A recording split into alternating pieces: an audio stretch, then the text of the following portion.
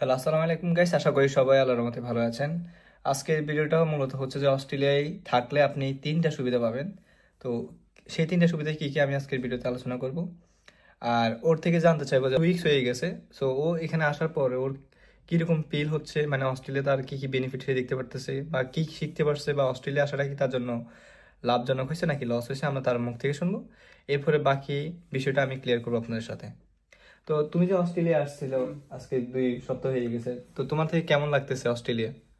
একটা নতুন এক্সপিরিয়েন্স, আসলে একটা একটা নতুন চান্স পাবেন আপনার লাইফ পুরো নতুন ভাবে বিল্ড করার জন্য। আগের যত কিছু প্যারা ছিল এখন নতুন কিছু পাবেন, মনে করেন এটা বলে ইসেকাইয়ের কথা যদি কেউ জানতে যদি চেনেন তাইলে বলবেন এটা নতুন ইসেকাইয়ের মতো হইবে।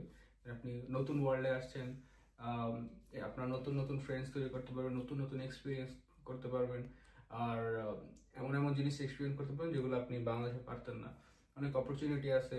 তারপরে ফ্রেন্ড সার্কেলের কথা বললে, মানে আগে তো বাংলাদেশে ছিলেন সবাই এক কালচারের ছিল, মনে করেন বেশিরভাগ ফ্রেন্ডসদের মধ্যে অনেক কমনালিটি ছিল।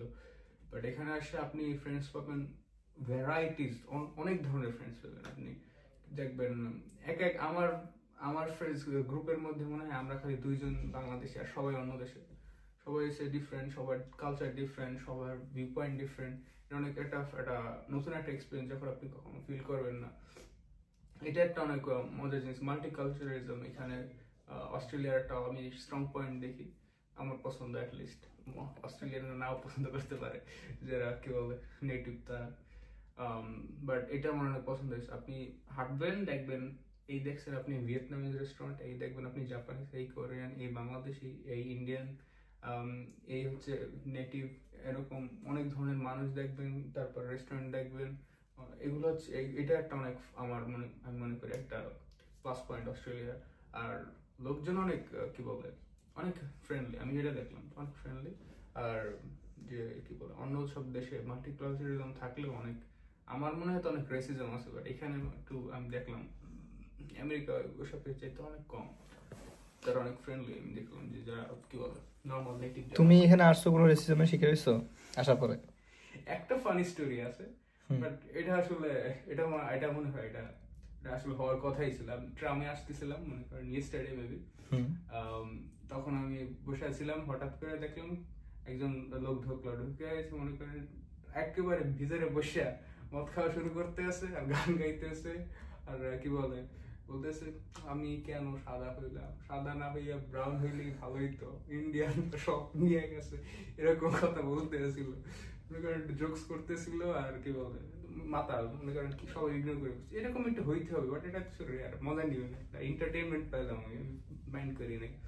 কারণ বেশিরভাগ লোকজন যাদের সাথে কথা বলবেন তারা সবাই নিজের লাইফে ব্যস্ত, সবাই আসলে অনেক ব্যস্ত, তারা নিজের গোলের দিকে যাইতে আছে।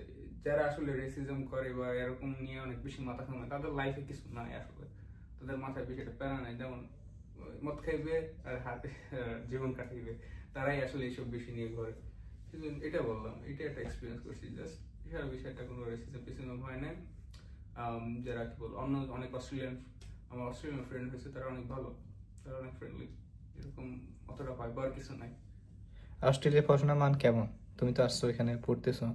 অ্যামেজিং, অনেক অনেক স্ট্রাকচার, এটা আমি দেখলাম। মনে করেন আসলে আমার টাকা যাইতে আছে নিতে আছে, বাট আমার ফ্যাসিলিটিস সেরকম দিতে আছে। মনে করেন বাংলাদেশে যেটাই হয় সবকিছু মিসম্যানেজ, আপনি কিছু হেল্প চাইবেন পসিবল না, ওয়েব করবেন পসিবল না, ওই সময় আসতে হবে, ওইটা হচ্ছে এখানে সবকিছু স্ট্রাকচার করা আছে।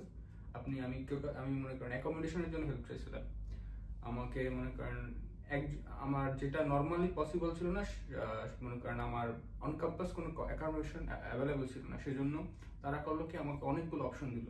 তো সে আমার যে কাউন্সিলর ছিল বা যে আমাকে হেল্প করছিল, সে জানে না পাশের জন আসে তারা আরো হেল্প করলো, এই আন্তরিকতাটা ছিল। সে আমাকে এইসব বললো, এখানে যেতে পারেন, এখানে যেতে পারেন, আমাকে অ্যাপয়েন্টমেন্ট করে দিল। আমার সঙ্গে সঙ্গে প্রথমে বলে দিল, কারণ আমার আর্জেন্ট সিচুয়েশন ছিল। না হলে নর্মালি আমার 1 দিন বা 2 দিন আগে অ্যাপয়েন্টমেন্ট নিতে হয়, আমার আর্জেন্ট সিচুয়েশনের জন্য তারা আমাকে ডিরেক্টলি তখনই আমাকে হেল্প করেছিল। এইগুলো আপনি বাংলাদেশে আমার বিশ্বাস হয় না সম্ভব। হেল্প করবে কি আপনার বলবেন আমার সময় নাই, বা আমি তো শিওর যে সে অফিসেই থাকবে না, আমি তো এই গ্যারান্টি দিয়ে বলতে পারি। তারপরে আমি যদি টিচারের কথা বলি, টিচার হচ্ছে মনে করেন অনেক কি বলে অনেক এক্সপিরিয়েন্স, অনেক স্কিল। আমি একজন টিচারে দেখলাম সবাই হচ্ছে অনেক, তাদের কোয়ালিফিকেশন অনেক বেশি, তারা অলরেডি ইন্ডাস্ট্রিতে অনেক পেপার লেখছে, রিসার্চ পেপার লেখছে, তারপরে তারা ক্লাসের মধ্যে অনেক কি বলে অনেক অ্যাটেন্টিভ, তারা আমরা যা যা কোয়েশ্চেন করি সেগুলো তারা অনেক হেল্প করার চেষ্টা করে। মনে করেন যে কিছুই পারে না তারাও সে বেশি একটা এরকম কিছু করে না। বাট তারপরে একটা জিনিস দেখলাম যে পিয়ার টু পিয়ার লার্নিং, এটা কখনো আমি দেখি নাই বাংলাদেশে হয়েছে, বাট তারা অনেক এনকারেজ করে যে পিয়ার টু পিয়ার লার্নিং যেন হয়। মনে করেন আমার ক্লাসমেট ছিল, উনি কোনো কিছু বুঝতেছিল না, ওরকে বললো কি আমাকে কোশ্চেন করার আগে তোমার ফ্রেন্ডকে জিজ্ঞেস করো, সে কি আসলে দেখবা ও তো পারতেছে, ওর কাছে জিজ্ঞেস করো, নিজেরা ট্রাই করার চেষ্টা করো, যদি একদমই না পারো তখন আমার কাছে আসবা। তারা আসলে এনকারেজ করে যাতে তোমরা নিজেদের মধ্যে জিনিসটা সলভ করার চেষ্টা করো, স্পেশালি আইটিতে।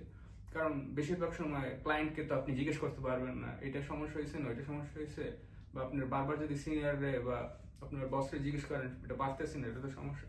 বেশিরভাগ আইটি বা জব সেক্টর, বেশিরভাগ জব সেক্টরই তো একটা টিম বিল্ডিং হয়, এই টিম বিল্ডিংটা এখান থেকেই শেখাচ্ছে, অ্যাটলিস্ট আমাদের কোর্সে। আমি অন্যটা জানি না, এটা আমার ভালো লাগছে। তারপরে সব স্পেশালি সুইনবার্নের জন্য আমার একটা জিনিস দেখলাম, এখানে পরীক্ষা কম বা এখানে বেশিরভাগ হচ্ছে মার্ক হচ্ছে অ্যাসাইনমেন্টে, এটা দেখলাম। চাইলে সুইনবার্নে আসতে পারেন, এখানে এই সুবিধাটা আছে, এটা আমার ভালো লাগছে অনেক। বাট এটা প্যারাও আছে যে আপনি অনেক কষ্ট করতে, তো আপনি আজকে বা ইয়েস্টারডে আমি সারা দিন অ্যাসাইনমেন্ট করছি, এরকম অ্যাসাইনমেন্টকে আপনি আসল স্কিল শিখতে পারবেন, এটাও ভালো প্র্যাকটিক্যাল, এটা একটা জিনিস আছে এডুকেশন সিস্টেমের দিক দিয়ে বলতে গেলে। বুঝতে পারছি। তো গাইস, এখন আমি আপনাদেরকে সুবিধার কথা বলবো। অস্ট্রেলিয়া আসলে আপনি অনেকগুলো সুবিধা পাবেন। তো সবচেয়ে সুবিধা যে তিনটে সুবিধা আমি উল্লেখ করবো আজকের ভিডিওতে, সেটা হচ্ছে যে ফার্স্ট সুবিধা যেটা, আপনি যদি অস্ট্রেলিয়ার নাগরিক হন, তো আপনি যে সুবিধাটা প্রথমে পাবেন সেটা হচ্ছে যে আপনি অস্ট্রেলিয়া থেকে নিউজিল্যান্ডে যেয়ে আপনি জব করতে পারবেন, ফুল টাইম জব করতে পারবেন, আপনি অর জব করতে পারবেন। সো এই সুবিধাটা শুধুমাত্র একটা মাত্র অস্ট্রেলিয়া যারা থাকবে বা অস্ট্রেলিয়া যারা পিআর হোল্ডার তারা পাবে, আদারওয়াইজ অন্য কোনো কান্ট্রি ওইরকম স্কোপ নাই। সো অস্ট্রেলিয়ার সাথে নিউজিল্যান্ডের সাথে ওইরকম সম্পর্ক, সো ওদের মধ্যে ওইরকম একটা কানেকশন আছে। আপনি নিউজিল্যান্ড থেকে অস্ট্রেলিয়া এসে কাজ করতে পারবেন, আবার অস্ট্রেলিয়া থেকে নিউজিল্যান্ডে যেয়ে কাজ করতে পারবেন। আপনি এখান থেকে যেয়ে পড়াশোনা করতে পারবেন, নিউজিল্যান্ডে যায়, আবার নিউজিল্যান্ড থেকে এখানে এসে পড়াশোনা করতে পারবেন।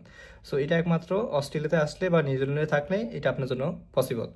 সেকেন্ড নাম্বার যে সুবিধাটা আপনি পাবেন সেটা হচ্ছে যে আপনি যদি এখানে পিআর হোল্ডার হন, সেক্ষেত্রে আপনার পিআর পাওয়ার পরে আপনার বাচ্চা, যদি আপনার বাচ্চা থাকে তখন সে হাই স্কুল পর্যন্ত ফ্রিতে পড়াশোনা করতে পারবে, তার কোনো কস্ট নাই।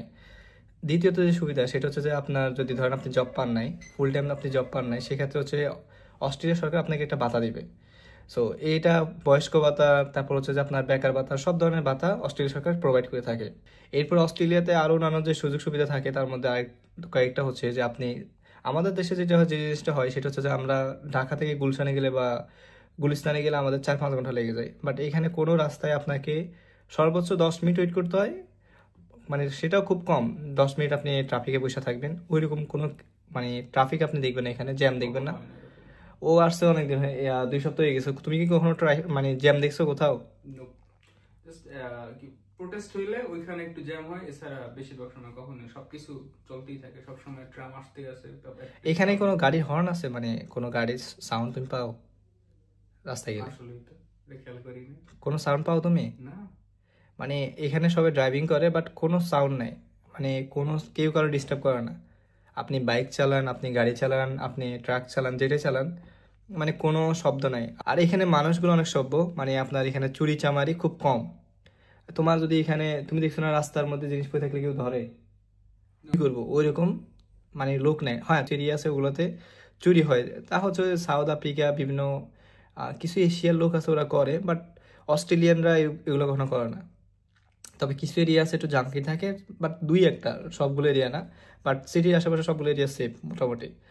আর এখানে যে অসুবিধার কথা অন্য একদিন বলবো, সুবিধার কথা বলতেছি। আর যে জিনিসটা হচ্ছে যে আপনি, আরেকটা সবচেয়ে বড় সুবিধা সেটা হচ্ছে যে আপনি নিজে ইনকাম করতে পারবেন। সো আপনার নিজে ইনকাম সব জায়গায় করে, বাট এইখানে এসে যে আপনি ফরেন একটা কান্ট্রিতে এসে আপনি যে নিজে যে ইনকাম করে খরচ করতেছেন বা বাসায় সাপোর্ট দিতেছেন বা আপনার টিউশন ফি দিতে পারতেছেন, এটা যে আলাদা একটা শান্তি, সেটা আপনি একমাত্র ইউরোপ বা ওয়েস্টার্ন আসলে এটা পাবেন, শান্তিটা পাবেন। বাট নিজের দেশে থাকলে আপনি যত ইনকাম করেন, যখন আপনার টানা ফোটার মধ্যে থাকবেন, তখন আপনার ওইরকম একটা মানে মনোবল ওইরকম থাকবে না বা আপনার মধ্যে ওইরকম শান্তি বিরাজ করবে না। বাট আপনি ইউরোপে যান, ওয়েস্টার্নে যান, আপনি যখন নিজের টিউশন ফি ম্যানেজ করতে পারতেছেন, ফ্যামিলি সাপোর্ট দিতে পারতেছেন, তখন আপনার নিজের কাছে আলাদা একটা ভালো লাগা কাজ করবে।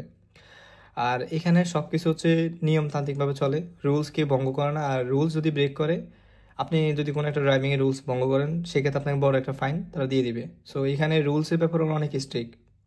আর এখানে ইউনিভার্সিটির পড়াশোনার ব্যাপারে যে জিনিসটা বলবো, এখানে আপনি যদি পড়াশোনা করেন সব ধরনের ফ্যাসিলিটিস পেয়ে থাকবেন, সেটা হোক সুইনবাই ইউনিভার্সিটি বা আর্মেন্ট ইউনিভার্সিটি বা ইউনিভার্সিটি অফ মনাস, এইসব ইউনিভার্সিটি সবগুলো ইউনিভার্সিটি আপনাকে ফ্যাসিলিটিস দিয়ে থাকবে। কোনো ধরনের স্ক্যাম ওগুলো খুব কম হয়, এগুলো এখানে হয় না বলতে গেলে।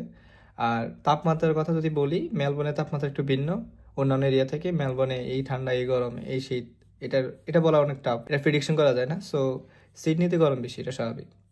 তো মেলবোর্নে মানে মেলবোর্নে আবার বাঙালি কম। অন্যান্য এরিয়াতে যেরকম বাঙালি থাকে, মেলবোর্নে তেমন একটা বাঙালি নেই। হয়তো কয়েকটা জায়গায় বাঙালি আছে, বাট বাকি বেশিরভাগ জায়গা হচ্ছে বাঙালি কম। আর সিডনিতে একটু বাঙালি বেশি, বাট সিডনিতে আবার অনেকে জিজ্ঞেস করতেছেন ভাই সিডনিতে ইনকাম কেমন। সিডনিতে ইনকাম একটু বেশি, কারণ সিডনি হচ্ছে বড় শহর, জব ফ্যাসিলিটিস একটু বেশি থাকবে স্বাভাবিক। মেলবোর্নে জব নাই সেটাও না, জব আছে, বাট খুঁজে বের করতে হবে আপনাকে। সো আমি মেলবোর্ন আসছি, আমার কাছে মেলবোর্ন অনেক ভালো লাগতেছে। কারণ এখানে মানুষ অনেক ফ্রেন্ডলি। সব জায়গায় মানুষ ফ্রেন্ডলি, বাট এখানে মানুষ একটু বেশি ফ্রেন্ডলি। আর রুলস তো রুলস, এখানে সবাই রুলস মেনে চলে। আর ও আসছে 2 উইক হয়েছে, ও বলতেছে ওর কাছে ভালো লাগতেছে। সো সবার কাছে ভালো লাগে, বাট ভালো লাগে না কখন, যখন আপনি টিউশন ম্যানেজ করতে পারবেন না বা জব পাবেন না, তখন আপনার কাছে ভালো লাগবে না, স্বাভাবিক। তো সবাই ভালো থাকেন, দেখা হবে নেক্সট কোনো ভিডিওতে। আজকে এই পর্যন্ত, আল্লাহ হাফেজ, আসসালামু আলাইকুম।